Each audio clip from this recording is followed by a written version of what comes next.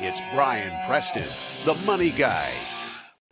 Get rid of that student debt. Now, interestingly, in our content, I was like, hey guys, y'all really think people do this? And like every single member of the content team was like, yes, all of my friends, their New Year's resolution is, I got to get rid of my student loan debt. I got to get out of this.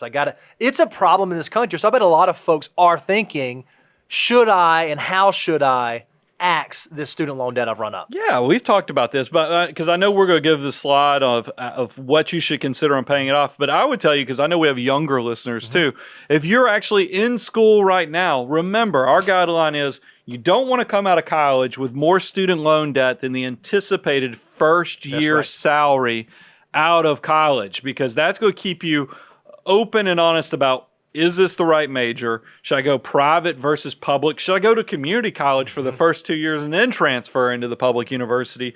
I think if you can go into it with clear eyes as to begin with the end in mind, you will be so much more successful. But maybe you're someone who's already made it through the gamut and you're sitting there like, okay, well, guys, I wish I would have known that, but I do have student loan debt. Yep. How do I prioritize paying it off? Well, like most money guy things, it's just nerdy and mathematical. And we understand that whenever we go out and take risk, we're generally rewarded for that. That's called the equity risk premium, the additional reward we get for taking on additional risk. Well, younger folks theoretically should have a larger risk premium than older folks. So looking at historical averages, this is what we have discerned. If you're in your 20s and your student loan debt is above 6%, you should probably prioritize paying it off. Yeah. If it's below 6%, your army of dollar bills is still so powerful, perhaps you should focus on building your army. Once you get into your 30s, if your student loan debt is above 5%, you should probably prioritize paying it off.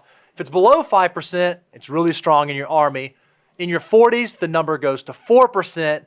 And then our view is by the time you get into your 50s, you shouldn't be carrying student loan debt anymore. You ought to be, saving for college for your grandkids maybe, or thinking about that. So look at those. I do think that's powerful rules, because people are trying to figure out, do I do a Roth IRA or do I pay off this 4% student loan rate? This will kind of be a good, matrix of decision making to help you kind of know how to navigate that. So that's very helpful. Number 3, give more to charity. Yeah, this is a good one. And, I think most, I serve on the board of a nonprofit. I think 2020, it's been hard for individuals. Solid drop in, by the way. What? Just kidding. I mean, did I mention that out loud? No, it's interesting to have a unique insight there. A lot of charities have been really negatively affected by 2020 as well. A lot of nonprofit organizations. So I think this is a great one. If you are someone, maybe 2020 wasn't as bad for you as it was for others, it's a great opportunity to maybe figure out how can I positively impact the world around me. Well, I thought it was interesting when we did our pre-show meeting. We had the content team. Are there any rules on here of these 10 that you'd actually do? And Daniel was like, I plan to give more to charity this year. And I was like, golf clap for that, Daniel. So well done, FTE.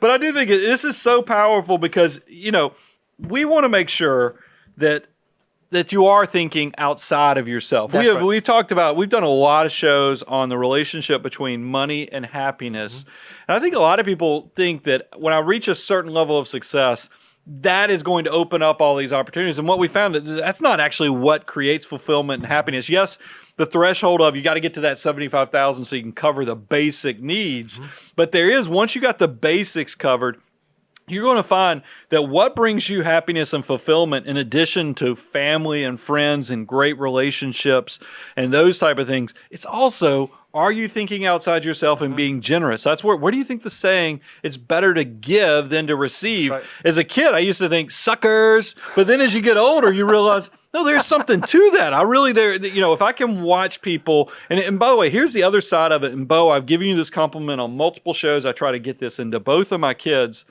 If you can be a great gift receiver and be very thankful, make sure whenever somebody does something nice for you, that you go over the top to thank them. Mm-hmm. Guess what? More stuff gets given to you because people who are generous want to continue to pay it forward. And I would encourage you to get on that train of being generous. And if you don't have money, because I get it, A lot of you guys, you're aspirational, you're building the skills. Give of your time. Love Go it. mentor, do something, be more charitable, and I think it will be powerful. Now, the Money Guy spin on charitable giving is, one, things have changed a little bit. First, if you are someone who recognized that in 2018, the tax law changes and the standard deduction went huge. For a single individual, it's around like $12,000, and for married couples, it's around like $24,000. A lot of folks who are itemizing their deductions by giving to charity now are standard deductors, so they're not technically getting a tax benefit for that. Well, first thing, if you're someone who falls into that camp of being a standard deductor in 2020, make sure you go at least give $300 to charity, because this year only you can get above the line $300 charitable deduction. So that's kind of the first thing. Second thing is, if you are someone who gives to charity, but maybe it's not quite enough to get you into the itemized realm, maybe you should think about a strategy like using a charitable gift fund for like by-year grouping. Instead of giving $5,000 this year and $5,000 next year, I'll give $10,000 every other year, and then potentially I can get some tax benefit from doing so. So those are some advanced strategies you can look at. And then if you're one of these people, you're all in on the being charitable, you've reached a level of success that you do give. You tithe, you do other things that your tax return easily reflects that you're a charitable person. But if you have a taxable investment account that has built up large capital gains, use like a Fidelity charitable gift fund, because usually, guys, there's a better way to give charity that will respect your intent, but also be better from a tax planning way. This is the way I've always, this is the way I've done it, and I have a whole unique structure. We've done shows on advanced strategies for wealthy people, and I'm telling you, charity is one of those things. There's a reason the government structures it in a way that you're actually rewarded for being generous. Yep, love it.